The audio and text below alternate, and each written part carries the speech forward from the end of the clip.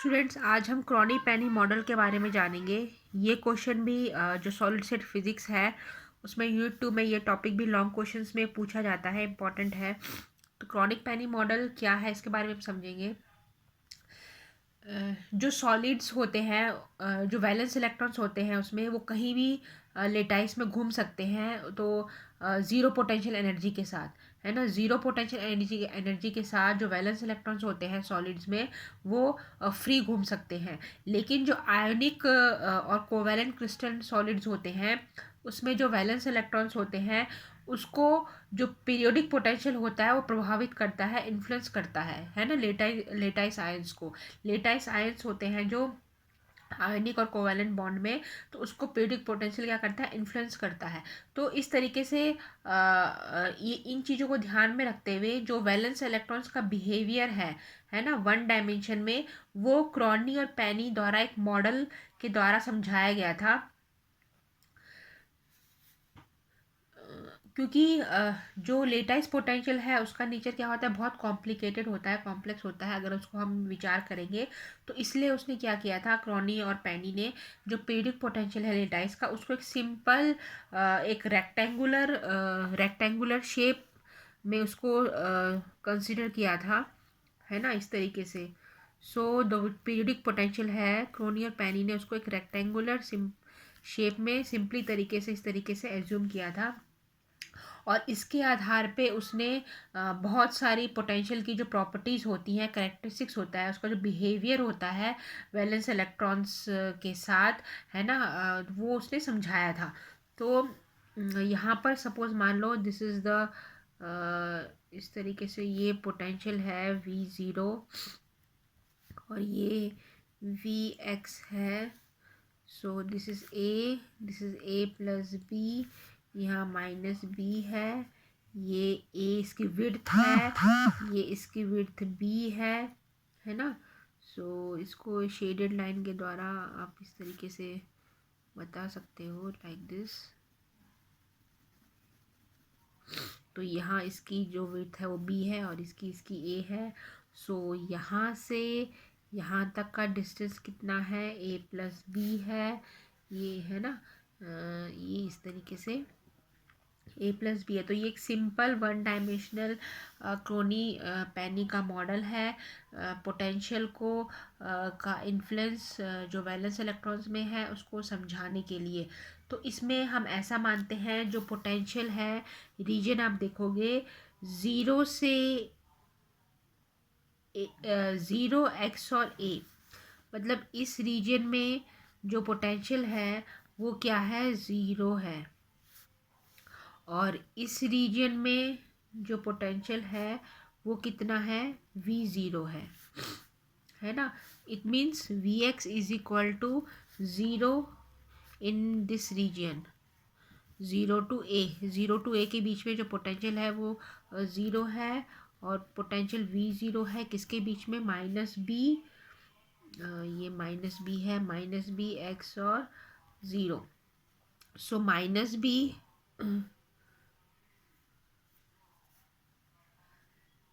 और ज़ीरो के बीच में, मतलब माइनस बी और ज़ीरो के बीच में पोटेंशियल कितना है, V0 है।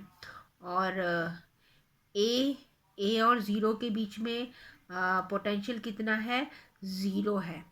ए और ज़ीरो के बीच में पोटेंशियल कितना है, ज़ीरो है। माइनस बी और ज़ीरो के बीच में पोटेंशियल कितना है, V0 है। तो हमने इससे पहले वाले क्लासेस में भी देखा था कि जो पार्टिकल का मोशन है ना, उसको उसका जो पोटेंशियल है वो हम क्वांटम मैकेनिक्स के द्वारा उसको सॉल्व कर सकते हैं। तो इस मेथड को अगर हम क्वांटम मैकेनिक्स के द्वारा सॉल्व करेंगे तो हमें वन डायमेंशन की जो टाइम इंडिपेंडेंट इक्वेशन थी, क्वांटम मैकेनिक्स में श्रोडिंगर इक्वेशंस के द्वारा कोई भी प्रॉब्लम को सॉल्व किया जाता है। तो श्रोडिंगर इक्वेशन है उसमें दो प्रकार की इक्वेशन होती है, एक टाइम डिपेंडेंट इक्वेशन होती है, दूसरी टाइम इंडिपेंडेंट इक्वेशन है। इस केस में जब हम जो पोटेंशियल का प्रभाव या इन्फ्लुएंस स्टडी कर रहे हैं वैलेंस इलेक्ट्रॉन के ऊपर, वैलेंस इलेक्ट्रॉन मतलब जो बाहर के कक्ष में घूमते हैं और बाहर के ऑर्बिट्स में एटम से घूमते हैं, उनको वैलेंस इलेक्ट्रॉन कहा जाता है। तो उस केस में हम स्क्रॉडिंगर इक्वेशन की जो टाइम इंडिपेंडेंट वाली इक्वेशन है उसको हम लेंगे। तो स्क्रॉडिंगर की टाइम इंडिपेंडेंट की इक्वेशन क्या है, D square psi 1/dx² plus 2me upon H cut square psi 1 is equal to 0। तो ये इक्वेशन किसके लिए है, जब पोटेंशियल क्या है, ज़ीरो है, शून्य है ना। तो जैसे अभी मैंने थोड़ी देर पहले भी बताया था कि सॉलिड्स के लिए वैलेंस इलेक्ट्रॉन्स किसी भी लेटाइस में फ्री घूम सकते हैं, है ना, विथ ज़ीरो पोटेंशियल एनर्जी। लेकिन आयनिक और कोवैलेंस क्रिस्टल्स में जो फ्री इलेक्ट्रॉन्स हैं यानी जो आयनिक आयंस हैं उनको पोटेंशियल इन्फ्लुएंस करता है। तो ये रीजन में ये जो रीजन है ज़ीरो से ए वाला, उसमें श्रोडिंगर इक्वेशन को इस तरीके से रिप्रेजेंट करेंगे। और ये वाला जो रीजन है, दो रीजन इसमें हमने कंसिडर की है, सॉरी,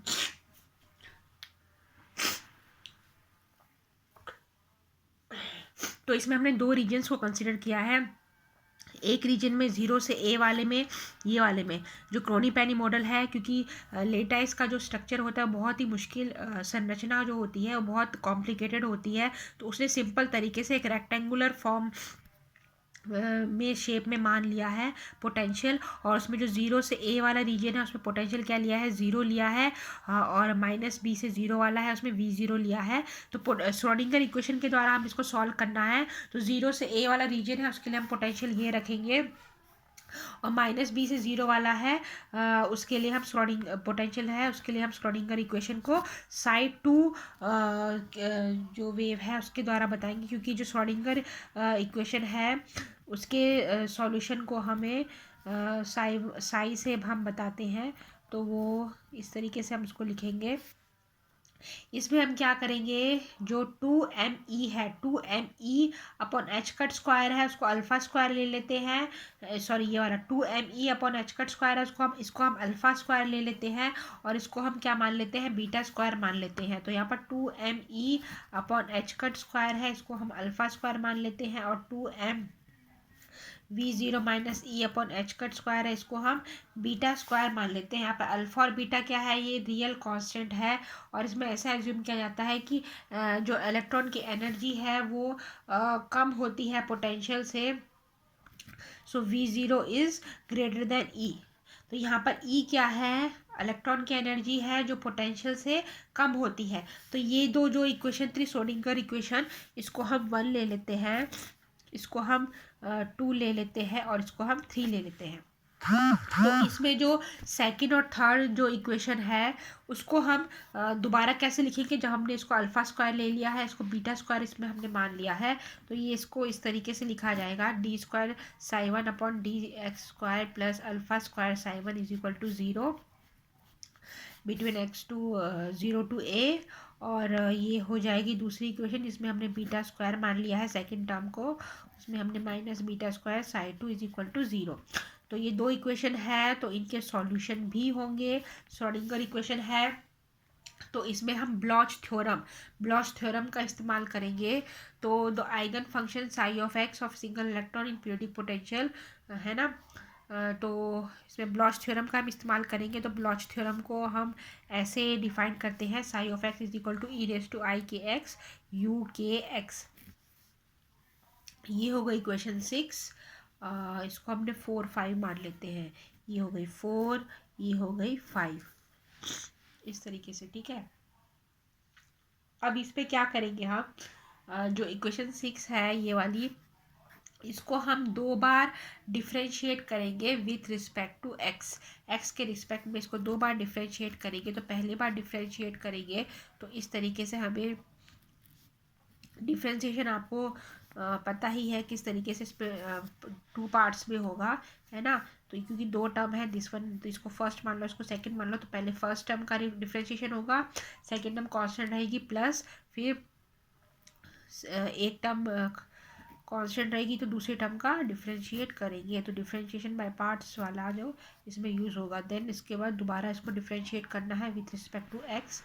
तो हमें इस तरीके से इसको ये ऐसे सॉल्व करेंगे, +2 i k e i k x d u k x by D x plus e raise to i k x d square u k x by D x square, ये हमें मिलेगा। ठीक है, इस तरीके से। तो अब हम क्या करेंगे, ये जो इक्वेशन है इसको साई वन और साई टू, तो इसको है ना सब्स्टिट्यूट करेंगे किसमें, जो ये वाली इक्वेशन थी, कौन सी वाली equation, psi one Sai to, three three and four. तो ये वाली जो इक्वेशन थी, फोर्थ वाली जो इक्वेशन थी ये वाली, ये मैं आपको दिखा देती हूँ। सॉरी, ये वाली जो इक्वेशन थी थर्ड वाली, थर्ड एंड फोर्थ, है ना, इस पे हम इसको सब्स्टिट्यूट करेंगे, थर्ड और फोर्थ। तो ये क्या है देखो, D square Sai two by D x square है, यहाँ पर हमने रख देना है। सो दिस विल बिकम,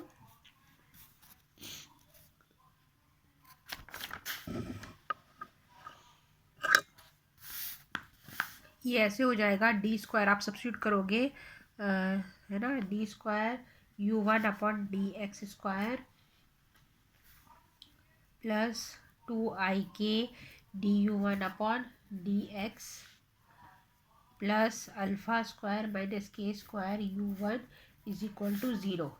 दूसरी इक्वेशन हो जाएगी d square u two d x square plus two i k d you two by D x minus beta square plus k square u two is equal to zero.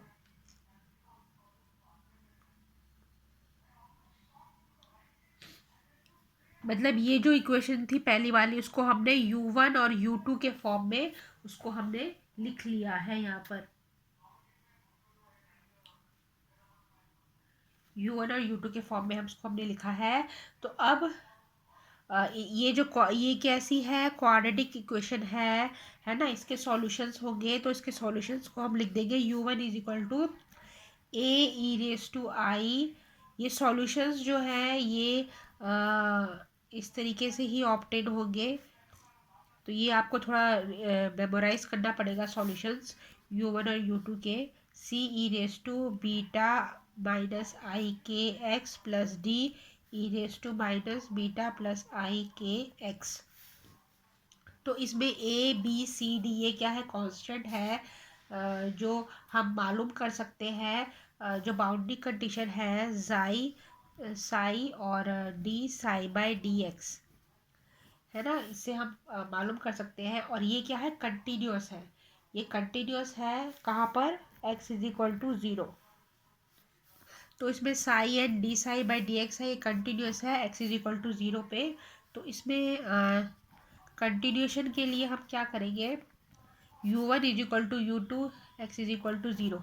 तो function continuous है, उसके लिए हम क्या करेंगे, x is equal to zero पे, तो इसमें x is equal to zero लगाएंगे, तो जो डिफ्रेंशिएशन थी उसमें अगर आप D you one by D x x is equal to zero आप लोगे, उसमें D you two by D x x is equal to zero, तो आपको क्या मिलेगा, a plus b is equal to c plus d. Sorry, इस तरीके से आपको मिलेगा i a alpha minus k minus i beta alpha plus k is equal to c beta minus i k minus d beta minus i k, ये beta है, ठीक है। तो x is equal to a पे, जो potential हमने draw किया था उसमें x is equal to a पे और x is equal to minus B, है ना, क्योंकि हमें ये कंडीशन लेनी है। तो इसमें अगर u1 है, वो पहले हमने ज़ीरो पे लिया था, अब हम x is equal to a लेंगे और हम x is equal to minus b लेंगे।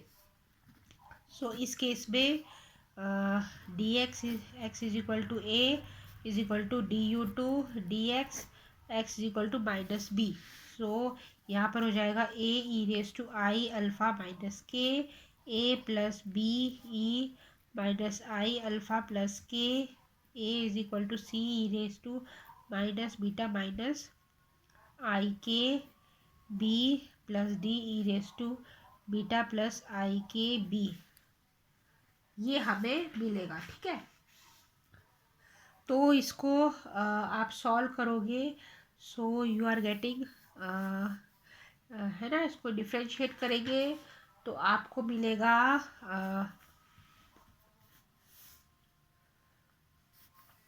आई alpha minus k a e raise to i alpha minus k a minus differentiate करना है i alpha plus k b e raise to i alpha plus k a is equal to beta minus i k c e raise to minus beta minus i k b minus d beta plus i k e raise to beta plus i k b, इस तरीके से। तो अब इसमें जो equation थी, कौन कौन सी इक्वेशन, एक तो ये इक्वेशन हो गई, ये इस इक्वेशन को हम नाम दे देते हैं 14। इससे जो ऊपर वाली है उसको हम ले लेते हैं 13, और ये वाली जो है इसको ले लेते हैं 11, क्योंकि ये अलग अलग कंडीशन में है। ये वाली हमें कब मिली है, जब हमने x इज इक्वल टू 0 लिया है ना। और इस पे हमें ये वाली कब मिली है, दिस इक्वेशन, ये बच्चों 12 होगी, this is 12 a plus B, sorry this one is 12। ये दोनों इक्वेशन कब मिली है, जब हमने x इज इक्वल टू 0 लिया है du1 du2 पे, तब आपको ये मिली है। दिस इज 11, दिस इज 12, ये 12 होगी। इसमें ये वाली 13 होगी कब, जब आपने x is equal to A लिया है ना। दूसरे में जब आपने x is equal to minus B लिया है। ये जो चारों इक्वेशन है 11 12 13 14, इसको हम किस में लिखेंगे, मैट्रिक्स के फॉर्म में इसको हम लिखेंगे। तो हमें क्या मिलेगा, आपको इस तरीके से मिलेगा 1 1 -1 1 a plus b c plus d, है ना। तो a plus b minus c minus d is equal to 0, है ना। तो उसमें -1 आएगा यहाँ पर, मतलब सारी टर्म्स को एक साइड लेनी है और 0 इक्वेशन के फॉर्म में सभी, है ना, इक्वेशन के फॉर्म में उसको लिख लेना है। फिर दूसरी जो इक्वेशन थी, इक्वेशन 12, उसमें था माइनस, ये होगा आई अल्फ़ा माइनस के, उसके जो कॉफिशिएंट है वो हमें लेने हैं alpha plus k minus beta minus i k beta plus i k e raise to i alpha minus k a e raise to minus i alpha plus k a minus e raise to minus beta minus i k b, और minus e raise to beta plus i k a, और ये हो जाएगा आई alpha minus k e raise to i alpha minus k a minus i alpha plus, ये जो 14th equation थी last वाली, उसके कॉफिशिएंट है थोड़ा बड़े हैं ये, सो इसको minus beta minus i k e raise to minus beta minus i k b, आप ऐसे लिख सकते हो। जो लास्ट वन था उसको मैं यहाँ लिख देती हूँ, थोड़ा लार्ज है, बड़े हैं, ई raise to beta plus i k B. तो ये एक डिटर्मिनेंट के फॉर्म में जो 11 12 13 14 इक्वेशन थी वो हमने ले ली है। इसको आप सॉल्व करोगे, if you are solving it, आपको इस तरीके से मिलेगा beta square minus alpha square upon 2 alpha beta sine H beta B sine alpha A plus cos H beta B cos alpha A is equal to cos K A plus B, है ना। इस तरीके से आपको solve करने पे मिलेगा।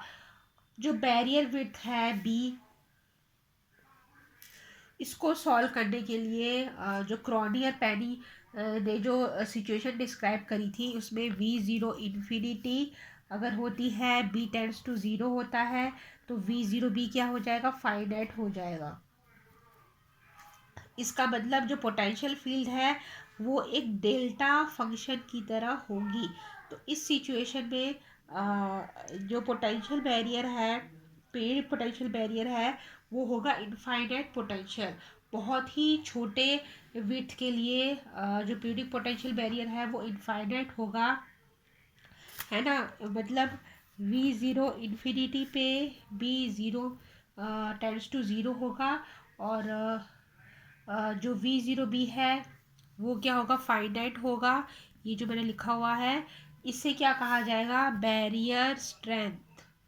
Barrier strength इसको कहा जाएगा, it is called the barrier strength. So the barrier width क्या होगा, B tends to zero.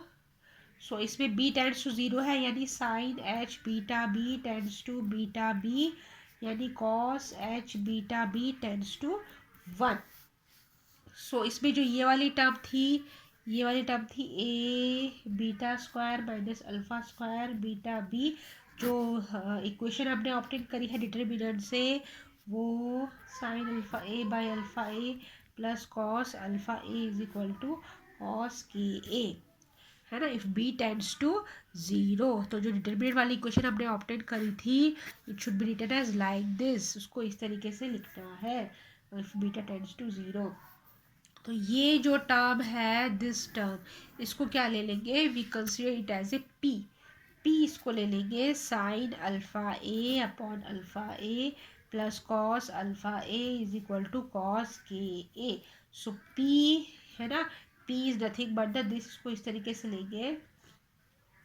So इसमें जो ये वाली इक्वेशन है, this is called the Kronig Penney equation. इसको क्रॉनी पेनी इक्वेशन कहा जाता है। और इसकी फिजिकल इंपॉर्टेंस क्या है, इसमें जो P है, P डिक्रीज होगा तो जो पोटेंशियल बैरियर का एरिया है वो भी डिक्रीज होगा। इसमें जो ये P है, अगर ये P डिक्रीज होगा तो पोटेंशियल बैरियर का एरिया है वो भी डिक्रीज होगा। अगर P इसमें ज़ीरो होगा तो इसमें जो बॉन्डिंग है वो हो जाएगी, एलिमिनेट हो जाएगी। जो बॉन्डिंग है वो क्या हो जाएगी, एलिमिनेट हो जाएगी।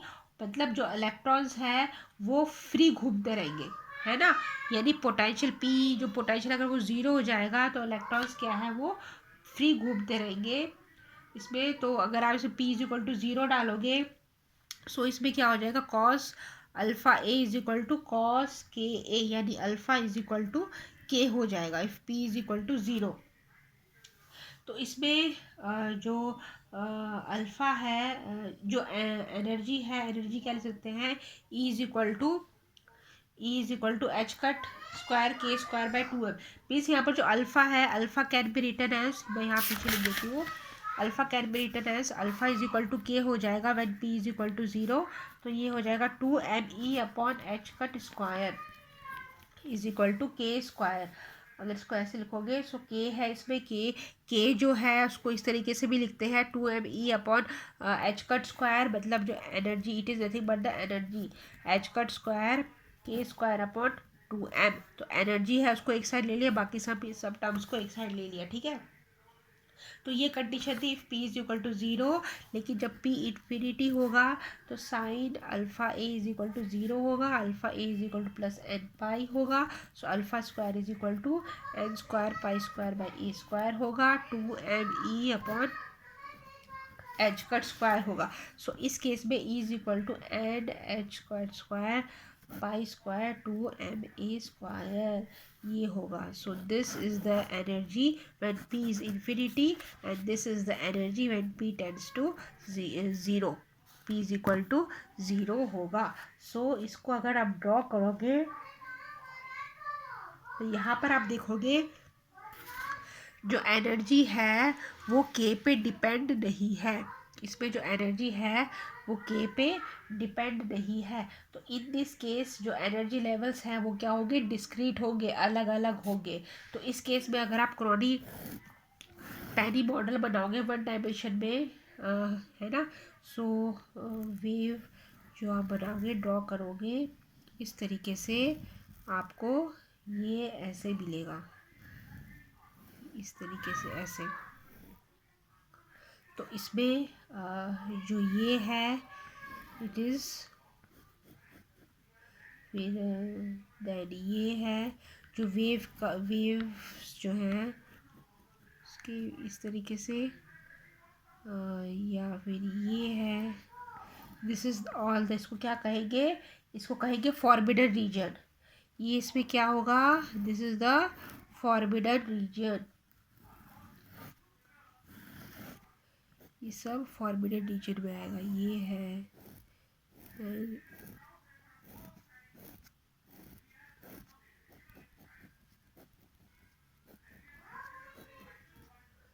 सो ये इसको क्या कहेंगे, it is called the forbidden reason.